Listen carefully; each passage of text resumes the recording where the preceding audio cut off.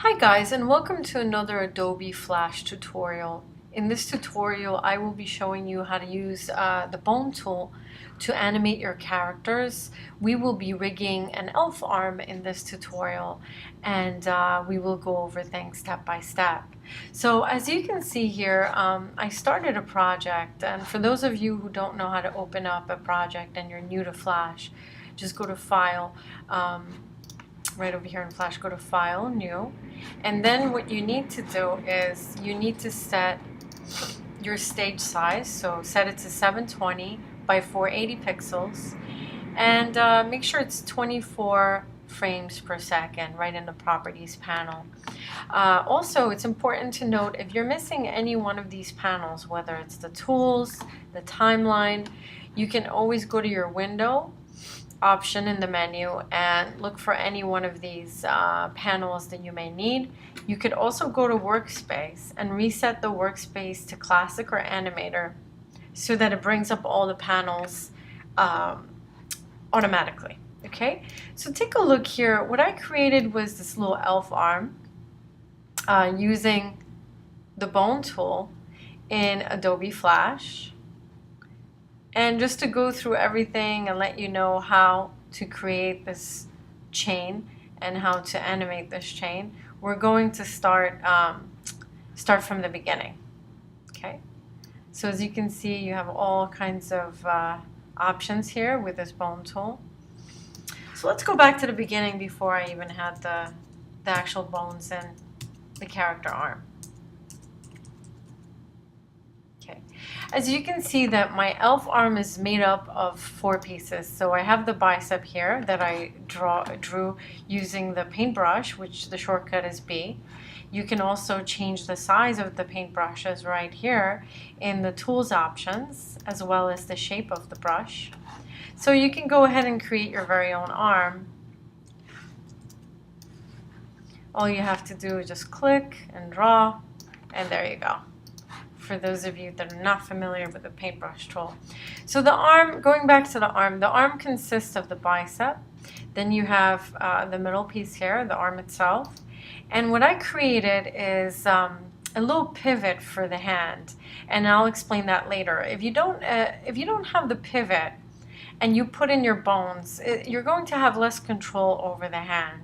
So it's important that you make this little pivot point, and this is the way it looks. It's just like a little pivot point that I inserted before the hand.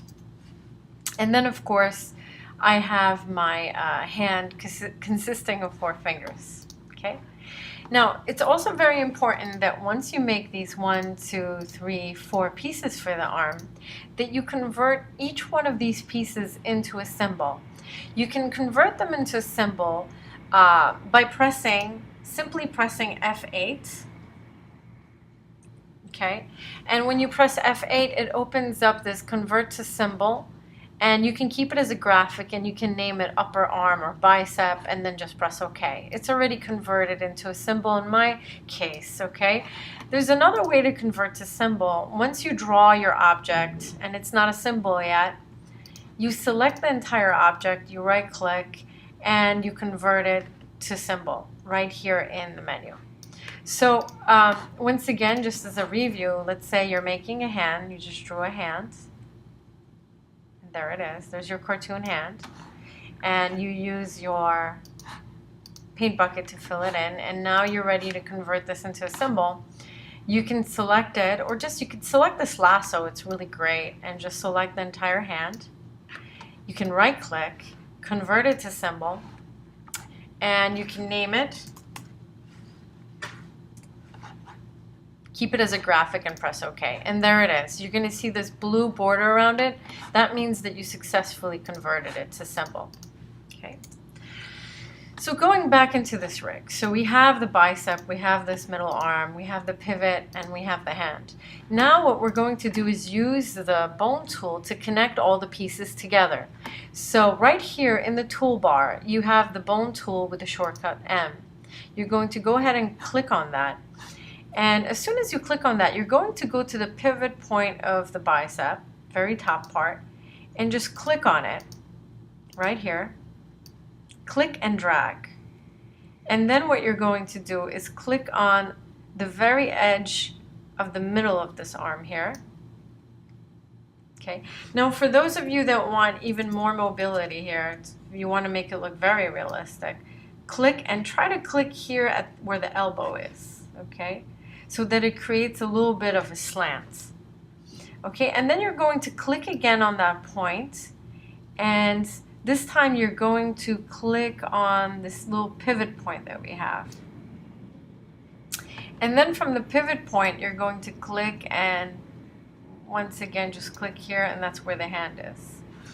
I'm just going to redo this one just like this to give it a little bit of an angle right there.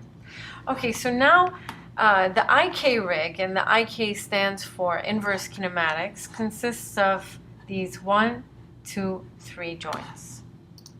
And if you want to see them in motion, switch over to your select tool and simply grab, and then you can see how things rotate here. You can click here and just rotate the actual arm, so he's waving at us, hello. Or you can click here the middle part of the arm as well, and then of course the hand. This allows you. You'll notice that sometimes you have too much motion, too much mobility, and there are times where you may want to put constraints on your rig. In order to do so, you basically click on it. Make sure you select this bone here, and you go into your properties panel. If you don't have it open, go to Windows and basically just click on the properties panel right here if it's not open. So in the properties panel, you're going to have a few options. One of them is to enable joint rotation, but also you can add some constraints to the joint rotation. Now, unless you're doing something robotic, you probably don't want to play with the joint translation, because that will make your joints move around, make your bones move around on the XY coordinates. So you want to keep it with the rotation only.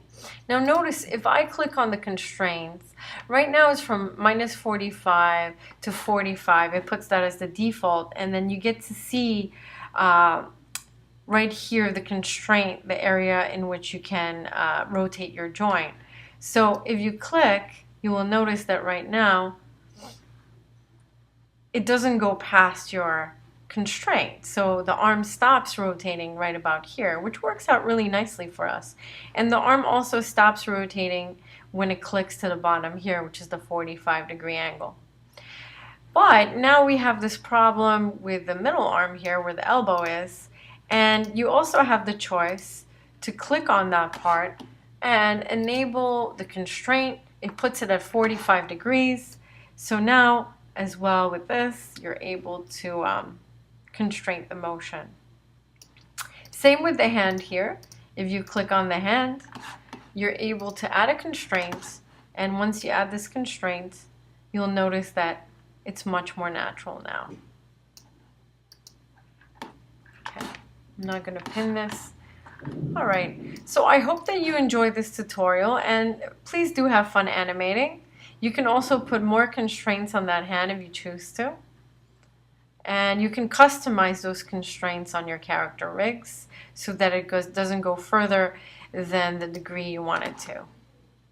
Okay.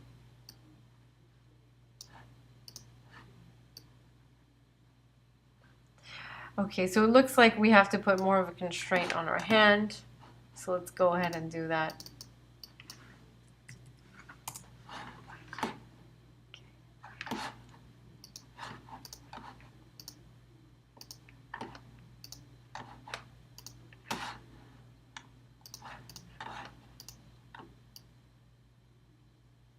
Okay guys, so there it is.